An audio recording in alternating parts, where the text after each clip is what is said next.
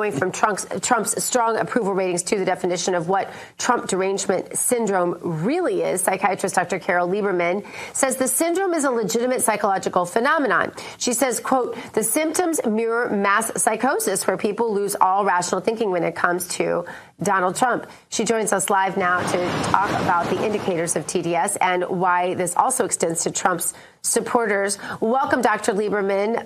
Dr. Lieberman, I have noticed this a long time ago, too. I wrote a whole book about it called Mad Politics. And the message that I wanted to deliver to the American people in that book was to say, you're not the crazy one. They are truly crazy. And it is a diagnosable thing. Have we ever seen anything like this, though, Dr. Lieberman, in presidential history? Well, there has been, for Bush, for a while, there was the idea floated of Bush derangement syndrome, but it is nowhere near what we're seeing with Trump derangement syndrome. This is a phenomenon all to itself. I define it as an irrational, quasi-psychotic hatred of anything Trump, resulting in rage and over-the-top efforts to destroy him and his work. And, we have been seeing this in so many different ways from rational people. It's interesting because Elon Musk gave a great description of Trump derangement syndrome. He was talking about how it's like if somebody got injected with rabies and, a whole bunch of things that would make them all of a sudden go wild. And now Trump has alleged that Elon has Trump derangement syndrome. Yeah, it is a special irony, isn't it? But when they have this sort of fear or derangement regarding anything Trump, Dr. Lieberman, is it really about Trump? Because Trump is really the head of the octopus, right? What is the real hatred? What is the real fear among these people that is so deranged? Well, it really is Trump's personality. They are intimidated by Trump. And, it's not really his policies. If you ask them, like if they were given a test and they were told that such and such policy came from somebody else other than Trump, most of them would be beneficial to these people who have TDS. So it's not that. It's his, I'm almost finished, ready to submit to the American Psychiatric Association my diagnostic criteria for Trump derangement syndrome in the effort to have them incorporated in the next DSM, Diagnostic and Statistical Manual. And I talk about a mild, moderate, and severe case, but I also talk about who is most likely to be affected. Now, anyone can have it, but men who are insecure, men who feel that they don't have all the things and they're not going to get all the things that a man should get, an alpha male like Trump.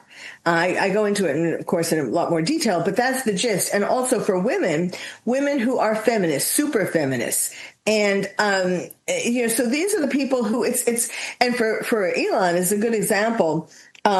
His father, when he had is having this fight with Trump, a lot of it has to do with the fact that he sees Trump unconsciously like his father. And Elon and his father are famous for Elon for hating his father.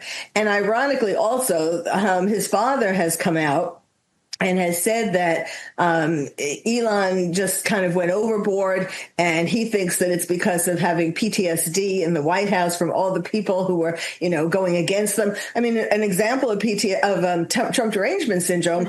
It's not just Trump, it's the people associated with him like J.D. Vance and like Elon Musk. And so all this destruction of Teslas, that was part of Trump derangement syndrome. And, obviously it cost Elon Musk a lot. Mm-hmm. So and then J.D. Vance, he's been attacked, threatened when he's with his wife, when he's with his children, this whole thing with the Pope, claiming that Vance killed the Pope, his visit killed the Pope. I mean, all of this is obviously, psychotic or irrational, but people are believing these things all because they're intimidated. You know, he's the alpha male. He has everything that men are stereotypically supposed to get or try to get. Mm-hmm. You know, he's rich, he has power, he has a beautiful wife.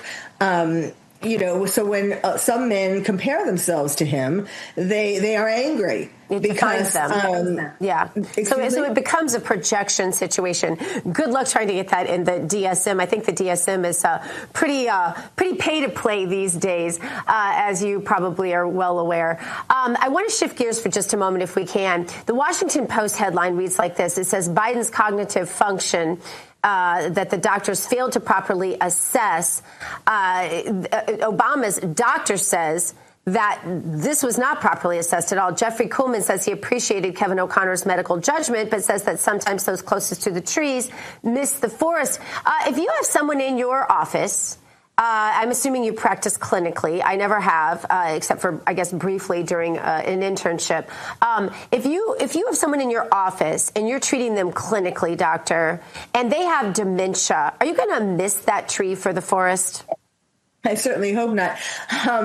I also have had to diagnose dementia in my work as a forensic psychiatrist, an expert witness. So like some of my cases have to do with questioning the competency of people, like when children are fighting over wills, for example, mm-hmm. and they say, oh, well, daddy wasn't competent when he changed the will over to you, that kind of thing. Right. So when Biden was running from his basement, back in that day, I was on television and radio, I was all over trying to warn Americans that he has what I called encroaching dementia. Yeah. And of course it has, we have all seen that it's encroached a lot more over the time that he's been in office. His doctor, you know, and the same thing with the prostate, you know, PSA and all that, you know, his doctor was sort of bought, or he's been a friend of the family for years. And he really, I think he forgot his Hippocratic oath. Well, not just a friend of the family. They had business deals together. So let's not forget there was money. I always tell this audience, follow the money. It's the simplest thing. And, you know, here's the thing, Carol. With all of our years in academia, most of mine probably corrupted by liberal bias. But with all of those years, no one in this audience didn't know that Joe Biden had dementia. It didn't take a doctor to diagnose that, right? And so that's what's just absolutely ironic about his doctor or any of the media saying they aren't complicit in this. They simply are, and they just don't want the blame. Dr. Carol Lieberman, thanks so much for joining us today. Thank you.